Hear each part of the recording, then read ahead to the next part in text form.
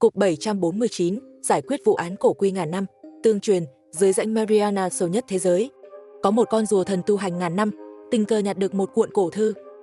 Trong đó ghi lại rằng, tại vùng đất xa xôi ở phương Đông, có một cây cừu chuyển linh quả, ăn vào giúp tu vi đại thành.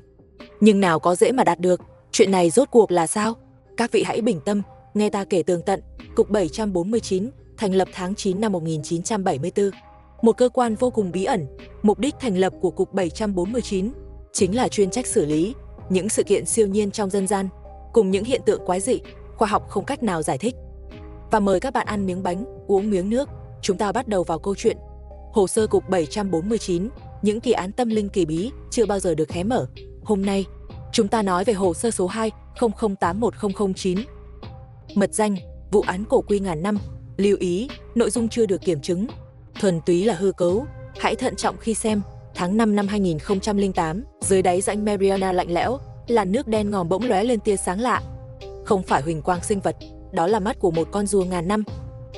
Nó đã hóa thành thân người, trông như một tráng hán đôi mươi, cơ bắp cuồn cuộn, nhưng sau lưng vẫn cõng tấm mai dày nửa mét. Vân trên mai rùa tựa những phù văn cổ xưa, phát ra ánh kim loại đen kịt, đang dán chặt mắt vào một vết khắc dưới đáy biển. Vết khắc giấu dưới tảng đá ba son vỡ, nó tình cờ phát hiện khi đi săn tháng trước. Bên dưới tảng đá kia, cất giấu một cuộn cổ thư. Chất liệu cuộn thư tựa như bột khoáng thạch phát sáng chế thành. Trải qua bao năm tháng, chữ viết vẫn rõ mồn một. Không biết là đại thần nào để lại, cuốn thư chép, mê hồn đãng ở đất thục. Tàng chữ cừu chuyển linh quả, ăn vào tăng trăm năm tu vi. Đoạt lấy làm binh khí trảm yêu, mọc trên mạch âm. Trấn vạn tà, cổ quy đã tu hành ngàn năm. Nhưng đạo hạnh vẫn kẹt ở trúc cơ hậu kỳ, mãi chẳng thể chạm tới kim đan. Nay có cơ duyên trời cho, nhận được cổ thư này. Chỉ vì muốn tự cường, thế nào cũng phải thử một phen. Dù đã hóa thân người, nhưng vì khuyết tật bẩm sinh, sau lưng luôn mang theo cái bướu của loài rùa, mỗi lần biến hình đều đau thấu xương. Xé nát tâm can, cổ quy nghiến chặt răng. Vân máu trên mai bỗng rực sáng, nước biển xung quanh điên cuồng cuộn trào. Tựa như có sức mạnh vô hình kéo lê, cổ quy tung mình, cõng mai rùa, dựng lên một cuồng hắc vụ bao bọc nó xé toạc mặt biển. Mặt biển như bị rạch một đường đen, lao thẳng về hướng xuyên thục nước ta. Nào ngờ, trên cuộn thư còn mấy câu, cây đổ thì mạch âm vỡ. Vạn tà xuất, cổ quy lúc này chỉ khao khát quả linh. Nó nào mang tới ý nghĩa những lời đó, tại mê hồn đãng ở đất thục. Từ thời Đường, đây vốn là nơi tụ âm nổi tiếng. Cây cối ở đây sum xuê lạ thường, đó là vì khí âm dưới đất. Đang nuôi dưỡng thực vật nơi này, Cửu Đại Nguyên Lão Cục 749, cách đây 30 năm, đã đặc biệt lập ra Cửu Cung tòa âm trận, mà cây cửu chuyển linh quả chính là trận nhãn, rễ cây cắm sâu trăm mét vào mạch âm. Tựa chiếc chìa khóa khóa chặt mạch âm, quả kết ra ánh màu lam nhạt. Có thể áp chế tà khí, thân cây càng thần kỳ hơn. Lá rụng xuống cũng hút sạch uế khí xung quanh, Cục 749 gọi đó là trấn tà thụ. Buổi chiều hôm ấy, đội viên canh giữ lão Chu đang ngồi dưới gốc cây, dùng máy đo âm kiểm tra năng lượng trận pháp. Trên màn hình máy đo, những vạch xanh vốn ổn định bỗng nhảy múa, phát ra tiếng cảnh báo dồn dập. Lão Chu thắt tim lại, ngẩng đầu nhìn về hướng tây, trời đang quang đãng. Bỗng xuất hiện một cuồng hắc vụ di chuyển cực nhanh, chưa kịp phản ứng đã nghe tiếng ầm kinh người. Hắc vụ đập mạnh vào kết giới Cửu Cung, mặt đất rung chuyển dữ dội. Lão Chu vội rút chấn hồn thương bên hông, thân súng làm từ gỗ đào trộn chu sa, đầu súng còn gắn một chiếc bát quái nhỏ. Lão định nhấn báo động. Từ hắc vụ bước ra một bóng người, không, là một con quái nửa người nửa rùa. Quái vật bước đi bằng chân người, cỏ dại xung quanh lập tức khô héo, biến thành tro đen. Vân máu trên mai rùa càng lúc càng chói mắt, khiến không khí xung quanh trở nên lạnh lẽo. Lão Chu quát lớn: yêu nghiệt phương nào dám xâm phạm cấm địa Cục 749, giơ chấn hồn thương lao tới. Hơn 20 đội viên xung quanh cũng lập tức vây lại, tay đặt lên lá bùa khẩn cấp. Vút, hơn 20 lá bùa vàng đồng loạt bay lên, dán chặt vào kết giới lam nhạt tức khắc rực sáng ánh vàng, như một tầng băng vàng trong suốt. Nhưng cổ quy chỉ nhếch mép cười, lộ ra hai hàm răng sắc nhọn, vuốt vỗ mạnh vào kết giới. Rắc một tiếng, kết giới nứt toác, ánh sáng từ vân máu thấm qua vết nứt, rơi xuống đất. Đến cả đá cũng bắt đầu thâm đen. Cổ quy cười cuồng ngạo: chỉ thế thôi sao? Muốn cản ta à? Dứt lời, cổ quy đưa tay túm lấy thân cây linh quả, cây to bằng cả sân bóng rổ. Thân cây rộng 4-5 mét, quả trên cây lấp lánh ánh vàng, như quả nhân sâm. Vậy mà cổ quy chỉ kéo nhẹ, ầm một tiếng, cây linh quả bị nhổ tận gốc. Khí âm đen kịt trào ra từ rễ cây, như đài phun nước. Khí âm chạm vào cây cối xung quanh, chúng tức thì nhuộm đen. Lá cây rụng lả tả, từ phía nhà dân vọng lại tiếng la hét hoảng loạn.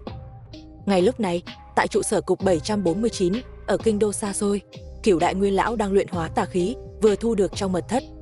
Đó là tấm gương đồng đào từ mộ cổ, có thể soi rõ tà niệm. Kim la bàn trong mật thất quay điên cuồng, thiết bị đo khí âm vốn ổn định kêu tít tít không ngừng, chỉ số tăng vọt. Nguyên lão đầu lĩnh lão hổ bật dậy, không ổn, là trận ở mê hồn đãng. Tóc lão bạc trắng nhưng lưng vẫn thẳng tắp, chảm yêu kiếm trên tay bỗng phát tiếng. Vân hoa trên kiếm rực sáng, 8 nguyên lão khác cũng phản ứng ngay lập tức.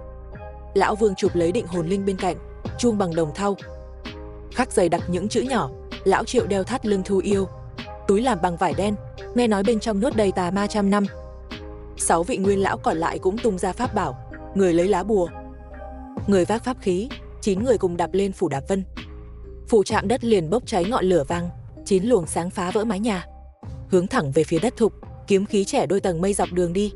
Ngay cả chim bay cũng chẳng dám lại gần. Khi Cửu Đại Nguyên lão đến nơi, hiện trường đã loạn thành một đoàn, khí âm đen hóa thành dây leo, quấn chặt lấy các đội viên, dây leo như có sự sống, càng siết càng chặt. Mặt các đội viên tím tái, vũ khí rơi đầy đất. Dù vùng vẫy thế nào cũng không thoát nổi. Cổ Quy đang vác cây linh quả chạy về hướng đông, khí âm dưới rễ cây rơi xuống đất, lập tức mọc ra những cây nấm đen, nấm chạm vào không khí liền nổ tung, tỏa ra thêm nhiều làn khí âm. Lão hổ quát lớn, yêu nghiệt đứng lại, để cây lại. Nói rồi vung chảm yêu kiếm, một tia sáng vàng chém tới, tựa tia chớp, tức khắc chém đứt dây leo âm khí trên người các đội viên. Dây âm bị chém đứt, liền hóa thành xương đen, tan biến vào không trung. Các nguyên lão khác cũng đồng loạt ra tay, 9 người đứng thành vòng tròn, lão hổ đứng hướng đó, lão Vương hướng tây, lão Triệu hướng nam, những người còn lại chiếm giữ các phương vị khác. 9 luồng sáng phóng ra từ pháp bảo, tạo thành vòng tròn vàng rực, nhốt Cổ Quy vào giữa. Cổ Quy thấy vậy, đặt cây linh quả lên lưng. Mai rùa nứt ra một đường, phun ra luồng độc khí đen, độc khí sặc mùi tanh hôi. Các đội viên hít phải không nhịn được mà ho sặc sụa. Có người bắt đầu hoa mắt chóng mặt. Lão hổ hét, cẩn thận, đó là độc khí cổ đại, hít phải sẽ mất hết thần trí. Lão Vương vội lắc định hồn linh, tiếng chuông lanh lảnh vang lên như suối chảy. Độc khí chạm vào tiếng chuông lập tức bị tan rã, biến thành những đốm đen nhỏ, rồi tan biến trên mặt đất. Lão Triệu nhân cơ hội tung túi Thu Yêu, miệng túi mở ra, vọt ra một luồng sáng đỏ, như sợi dây thừng đỏ quấn chặt lấy Cổ Quy. Nhưng Cổ Quy phản ứng cực nhanh, xoay mình dùng mai rùa đỡ lấy luồng sáng. Bùm một tiếng lớn, luồng sáng va vào mai rùa rồi bị bật ngược lại.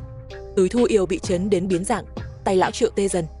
Mai rùa này làm từ huyền thiết trộn máu huyền vũ, cứng vô cùng, pháp bảo thường không phá nổi.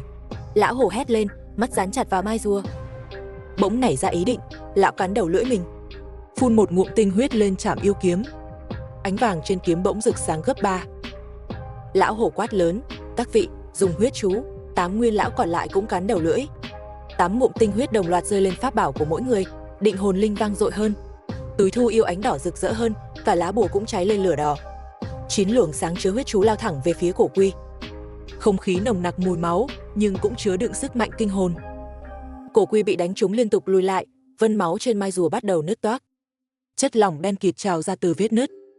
Đó là máu của nó. Cổ Quy biết không địch lại nữa, liền dồn sức, dùng mai rùa húc vào vòng tròn ánh sáng phía tây. Rắc một tiếng, vòng ánh sáng bị húc vỡ một góc. Cổ Quy thừa cơ lao ra, ôm cây linh quả, chạy thẳng ra Thái Bình Dương. Lão hổ lại hét, đuổi theo, không được để nó mang cây xuống biển. Một khi xuống biển, âm khí sẽ ô nhiễm cả vùng biển. 9 người liền bám theo. Phủ Đạp Vân bay càng nhanh, 9 vệt sáng vàng xé toạc bầu trời. Như con mồi bị san đuổi, cả đám bay lượn vòng quanh Thái Bình Dương suốt một ngày. Cổ Quy vác cây, linh lực hao tổn càng lúc càng lớn. Vết nứt trên mai rùa ngày một nhiều, máu đen nhỏ xuống mặt biển. Mặt biển cuộn lên những con sóng đen, không ít lần nó muốn vứt cây linh quả đi. Nhưng nghĩ đến quả linh giúp mình hoàn toàn hóa thân người, nó nghiến răng chịu đựng. Cửu Đại Nguyên lão cũng đuổi theo mồ hôi đầm đìa. Chảm yêu kiếm của lão hổ mờ đi nhiều, lão Vương gần như không giữ nổi định hồn linh. Nhưng không ai dám dừng lại, họ biết nếu để Cổ Quy trốn xuống biển sâu, sẽ rất khó bắt lại, và cây linh quả ở dưới biển lâu ngày, âm khí sẽ mất kiểm soát hoàn toàn. Lúc này, Cổ Quy cuối cùng kiệt sức, bùm một tiếng rơi xuống Thái Bình Dương. Cây linh quả cũng rơi theo, âm khí dưới rễ cây tạo xoáy đen trên mặt biển. Xoáy nước ngày càng lớn, đến cả nước biển cũng bắt đầu xoay chuyển. Đàn cá xung quanh hoảng hốt bỏ chạy, sợ bị cuốn vào xoáy. Cửu Đại Nguyên lão cũng nhảy xuống biển. Lão Hồ ngự kiếm bay trên mặt nước, thanh kiếm dưới chân giúp lão không bị chìm. Lão Vương lắc chuông dưới nước, tiếng chuông xuyên qua nước, không cho âm khí khuếch tán. Túi thu yêu của lão Triệu dưới nước hút lấy âm khí, túi căng phồng như chứa một quả bóng khí. 9 người vây quanh Cổ Quy. Ánh sáng vàng tạo thành vòng trên mặt biển, nước biển bị nhuộm vàng. Tương phản rõ rệt với xoáy nước đen, Cổ Quy nằm bẹp trên mặt biển thở dốc. Mắt nhỏ như đậu xanh đầy tuyệt vọng, vân trên mai rùa đã vỡ vụn.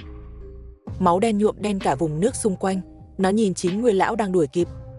Bỗng ngòa khóc, những giọt nước mắt lăn dài, rơi xuống biển, hóa thành những viên ngọc trai trắng tinh. Ngọc trai còn tỏa ánh sáng mờ nhạt. Cổ Quy đẩy cây linh quả sang bên, nói: tôi chỉ muốn tu thành thân người, cha mẹ tôi là thần thú Huyền Vũ. Nhưng tôi sinh ra đã khuyết tật, lưng luôn có bướu. Tu hành ngàn năm vẫn không xóa được, nghe nói quả linh này giúp tôi bổ khuyết tu vi, tôi mới đến đây. Ngàn năm qua tôi chưa từng hại ai, xin hãy tha cho tôi. Lão Hồ nhìn mai rùa, bỗng nhíu mày. Vân lộ ra từ vết nứt mai rùa, giống hệt những gì lão từng thấy trong cổ thư. Tàn văn chấn Huyền Vũ. Lão hỏi: ngươi là hậu duệ Huyền Vũ? Cổ Quy gật đầu, nước mắt chảy dữ dội hơn. Cha mẹ tôi ngàn năm trước đã đi vào biển sâu, không bao giờ trở lại. Tôi một mình tu hành vất vả lắm mới ra hình người, chỉ muốn xem thử bộ dạng trên cạn. Cửu đại nguyên lão nhìn nhau, cuối cùng lão Hổ thở dài. Nể tình ngươi là hậu duệ Huyền Vũ, hơn nữa chưa từng cố ý hại người, ta tha cho ngươi một mạng, nhưng phải chịu phạt. Chúng ta phế một nửa tu vi, ngươi phải ở lại mê hồn đãng, dùng huyền lực trấn áp mạch âm, còn phải trồng lại cây linh quả cho đến khi nó kết quả trở lại. Cổ Quy vội gật đầu liên tục cảm ơn. Sau đó cây linh quả được trồng lại trên mạch âm ở mê hồn đãng. Dưới sự gia trì của huyền vũ lực, chưa đầy nửa năm đã đâm chồi. 1 năm sau, kết quả màu lam nhạt. Cổ Quy ngày ngày nằm bên gốc cây. Vết nứt trên mai dần liền lại, vân trên mai lại hồi phục vẻ hào quang. Thỉnh thoảng còn giúp đội viên cục 749 chặn tà khí từ mạch âm thoát ra. Chỉ cần khí âm đen tới gần, nó sẽ thu mình lại. Dùng mai rùa đè bẹp luồng âm khí, khi mở ra, luồng âm khí đã biến mất. Chỉ là mỗi khi đội viên nhắc lại chuyện xưa, chuyện cửu đại nguyên lão vây đuổi nó, Cổ Quy sẽ thu đầu vào mai. Nửa ngày không ra, đôi khi còn lẩm bẩm: không dám nữa, không bao giờ dám trộm đồ nữa. Còn cây cửu chuyển linh quả kia, từ đó quả kết ra, có thêm một vòng vân mai rùa mờ nhạt. Đội viên thử ăn quả này, không những ngăn đông máu, còn làm đầu óc thanh minh, trở thành báu vật trấn cục của cục 749.